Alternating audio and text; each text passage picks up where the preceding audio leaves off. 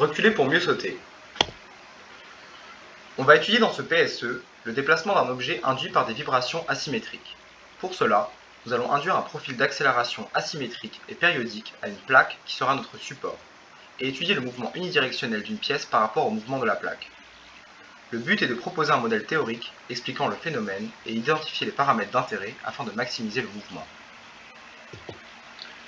Pour une première observation du phénomène, nous avons choisi comme support une plaque en bois, ainsi qu'une pièce en laiton. Afin de faire bouger la plaque, nous l'avons vissée à un support relié à un piston électromagnétique. Le piston est alimenté par un GBF et un contrôlino nous permet de le commander. Le fonctionnement du piston est tel qu'il peut aller dans une direction ou l'autre et être allumé ou éteint. Afin de modéliser un profil d'accélération asymétrique, nous avons réalisé un code Arduino qui permet d'avoir un à-coup dans un sens et un retour moins explosif. On filme du dessus avec une caméra l'ensemble plaque plus support. Lorsque l'on met le piston en marche, on observe la pièce qui avance par à côté. On choisit par la suite une plaque en PLA afin d'avoir une surface plus homogène. Et on réalise des films de la pièce en mouvement pour différentes dimensions de la pièce et pour différents profils d'accélération de la plaque. Afin de simuler un profil d'accélération asymétrique, on laisse allumer le piston pendant un temps dans une direction, puis on allume et on éteint successivement le piston dans l'autre direction. On peut donc jouer sur le temps pendant lequel avance la plaque, que l'on notera TB, et le temps que met la plaque à reculer en fonction du nombre d'itérations de la boucle. Ce temps sera noté grand T moins TB, avec grand T la période des vibrations asymétriques. Lorsque l'on applique le principe fondamental de la dynamique projetée selon l'axe X à la pièce dans le référentiel de la plaque, on obtient l'équation notée 1. On suppose pour l'instant que le profil d'accélération gamma est un signal carré asymétrique et on intègre successivement l'équation 1 entre 0 et TB est la période grand T, pour obtenir la position de la pièce.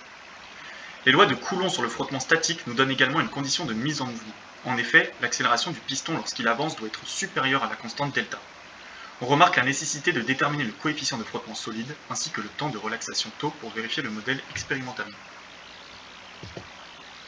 Afin de déterminer les constantes du modèle, on réalise tout d'abord une expérience statique, nous permettant d'obtenir l'angle critique à partir duquel la pièce glisse lorsque l'on penche son support.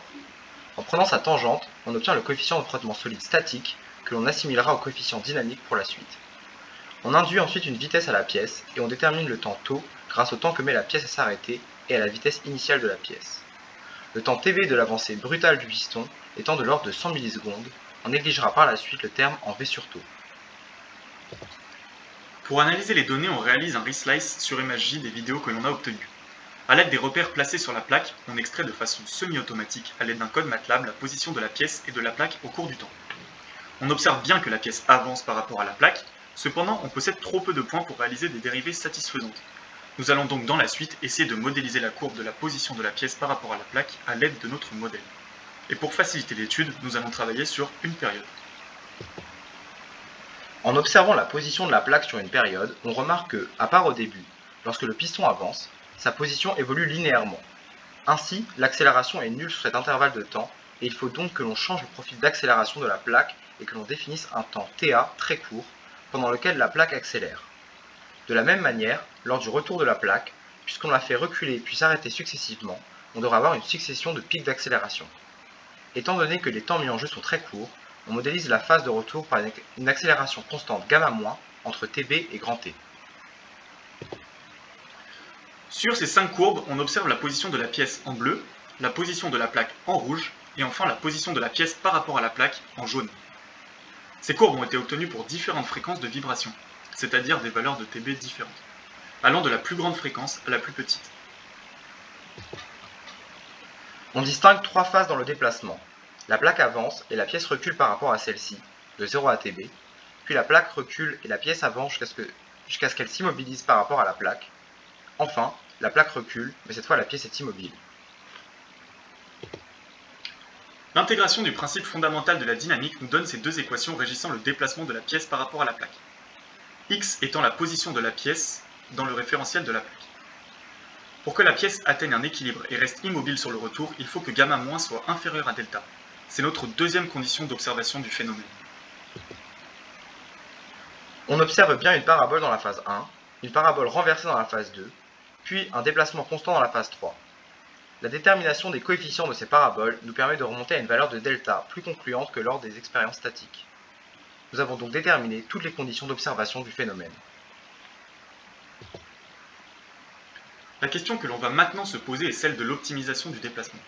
Pour cela, on va reprendre l'ensemble de graphes que nous avions présentés correspondant à une pièce en laiton de 20 mm de diamètre et 5 mm de hauteur. Le dernier graphique montre l'avancée de la pièce par rapport à la plaque sur une période. On voit que plus on diminue la fréquence des à-coups, plus le déplacement est élevé, jusqu'à une certaine limite. Cette limite est atteinte quand sur le trajet de retour de la plaque, la pièce se déplace par rapport à celle-ci. On a également essayé d'observer l'influence de la dimension de la pièce utilisée. On voit que lorsque la surface de la pièce augmente, à masse constante, la force de frottement diminue. On observe également que pour une surface plus grande, le déplacement est de plus en plus faible jusqu'à devenir nul. Dans la limite delta égale 0, la pièce resterait immobile lors des vibrations par rapport à la plaque, et cela est cohérent avec la tendance de nos résultats. Pour des fréquences plus faibles, on observe deux particularités. Entre T0 et TB, lorsque la pièce atteint une vitesse nulle, elle poursuit sa course et avance par rapport à la plaque alors qu'elle devrait être à l'arrêt. Et sur le trajet de retour, la pièce recule légèrement. Ceci est difficile à expliquer car le retour se fait exactement de la même manière pour toutes les fréquences et dans toutes les expériences. En conclusion, on a mis en évidence que pour mettre l'objet en mouvement, il faut trouver un compromis entre une fréquence élevée permettant un grand déplacement et une fréquence suffisamment faible pour éviter le phénomène de déplacement de la pièce lors du trajet de retour. D'un autre côté, il faut trouver un compromis sur la valeur de delta en modifiant la surface de contact ou en changeant de matériau. Il faut qu'il soit suffisamment petit pour respecter la condition de déplacement et le plus grand possible pour le maximiser. Merci de votre attention.